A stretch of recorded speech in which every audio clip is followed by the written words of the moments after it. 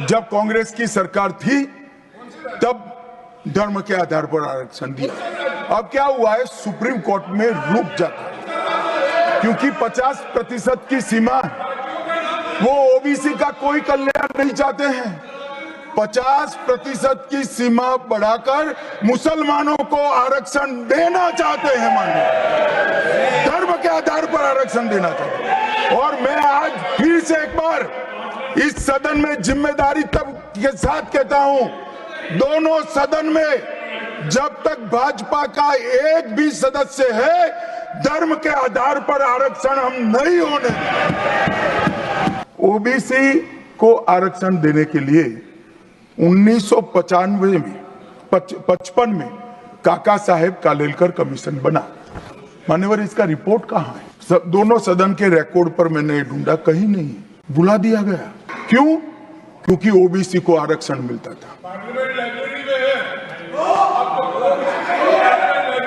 बैठिए बैठिए बैठिए ना, मैं प्रक्रिया बताता हूं। मान्यवर, कोई भी रिपोर्ट आता है, कोई भी रिपोर्ट आता है, अरे सुनो, कोई भी रिपोर्ट आता है उसको कैबिनेट के सामने रखना पड़ता है। फिर इस पर कार्यवाही जो की उसकी रिपोर्ट के साथ संसद के सामने रखना है। सही कह रहे हैं, उन्होंने संसद में लाने की जगह पुस्तकालय में रख दिया। ओबीसी का आरक्षण, ओबीसी का आरक्षण इन्होंने लाइब्रेरी में रख दिया। समाज के जीवन में इतना बड़ा सामाजिक बदलाव करने वाले कानून को उत्तराखंड सरकार ने मॉडल कानून के रूप में पारित किया है। इसकी न्यायिक मीमांसा होगी, इस पर सामाजिक चर्चा होगी, धर्म के विद्वान चर्चा करेंगे, कुछ सजेशन आएंगे तो इसको स्वीकारेंगे और बाद में भारतीय जनता पार्टी की सरकार हर राज्य में कॉमन सिविल कोड लेकर आएगी। आज तक नहीं मिला, वो भी कांग्रेस पार्टी के तुष्टीकरण की नीति थी। 370 पर कई बार चर्चा हुई है, मैं ज्यादा कहना नहीं चाहता।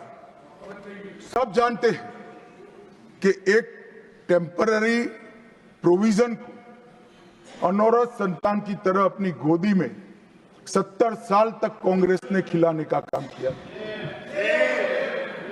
और 370 हटाने के लिए लोहे का जिगर चाहिए। और जब देश के प्रधानमंत्री नरेंद्र मोदी जी 2019 में फिर से प्रधानमंत्री बने, एक ही झटके से इसी सदन में 370 और 35 को समाप्त। इसी सदन में कहते थे खून की नदियां बह जाएगी, खून की नदियां छोड़ो, कंकर चलाने की किसी की हिम्मत नहीं है। मान्यवर, मैं आज आपको बात कहने आया हूं। अभी मैंने कुछ समय में मोहब्बत की दुकान के बहुत नारे सुने। मोहब्बत की दुकान देश के हर गांव में खोलने की महत्वाकांक्षा वाले लोग भी बहुत भाषण उनके मैंने सुने हैं। मेरा उनको कहना है, मोहब्बत दुकान से बेचने की चीज नहीं है भैया। मोहब्बत प्रचार की चीज नहीं है। मोहब्बत दिल में बसाने का जज्बा है और मोहब्बत दूसरों को महसूस कराने का लम्हा है। अगर इतना समझ जाएंगे तो और कोई तकलीफ नहीं पड़ेगी। मान्यवर, सावरकर जी के सामने जो वीर लगा है ना, वो कोई सरकार, कोई पॉलिटिकल पार्टी की चुनी हुई सरकार ने नहीं दिया है। इसके सामने वीर, उनकी वीरता के कारण 140 करोड़ लोगों ने। मान्यवर, आज सावरकर जी की एक उक्ति में यहां पर कहना चाहता हूं। उनका एक मराठी में वाक्य है, तुझ साठी मरण ते जनन, तुझ बिन जनन ते मरण। इसके आगे है, हे मातृभूमि, तेरे लिए मरण मृत्यु ही जीवन है और तेरे बिना जीवन मेरे लिए मृत्यु से भी कठिन। ये देशभक्ति के वाक्य जिस व्यक्ति के मुंह से निकले, इसने इसके लिए इस प्रकार की सदन में चर्चा करते हैं। सार्वजनिक रूप से बोलते हैं और गर्व महसूस करते हैं। क्या देशभक्ति कोई विचारधारा के साथ जुड़ी हो ही सकती है? हमारे एक सम्मानीय सदस्य ने कहा कि चर्चा का स्तर कितना नीचा हो गया है कि यहाँ चित्रों की चर्चा हो रही है। मान्यवर, अगर संदेश लेना नहीं आता तो संविधान का भी कोई उपयोग नहीं। ये सारे जो चित्र लगाए हैं वो हमारे हजारों साल से चलने वाले हमारे राष्ट्र के जीवन को उद्घोषित करने वाले, और कोई ये न समझे कि हमारा संविधान दुनिया के संविधानों की नकल है।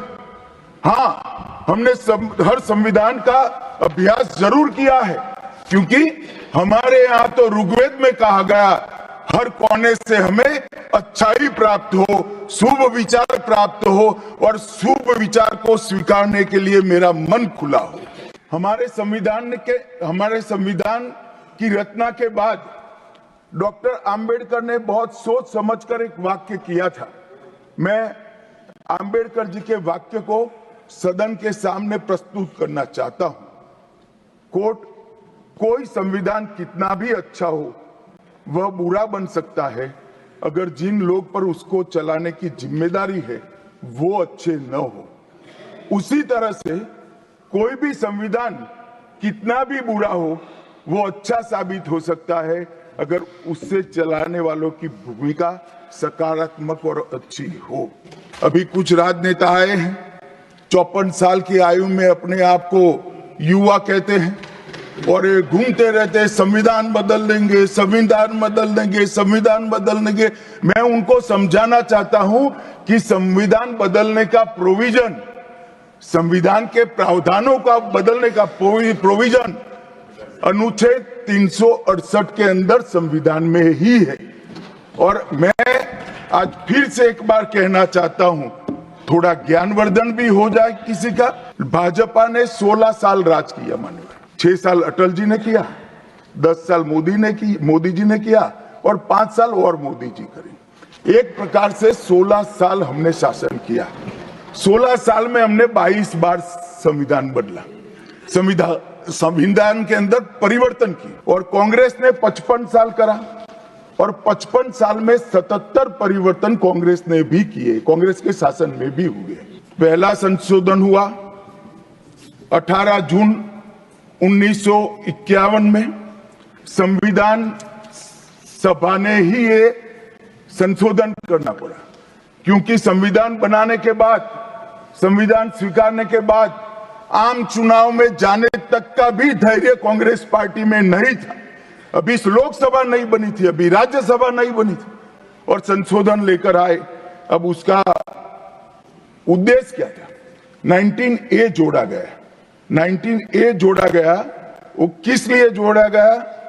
अभिव्यक्ति की आजादी पर स्वतंत्रता को, अभिव्यक्ति की आजादी, अभिव्यक्ति की स्वतंत्रता को कर्टेल करने के लिए पहला सुधार आया।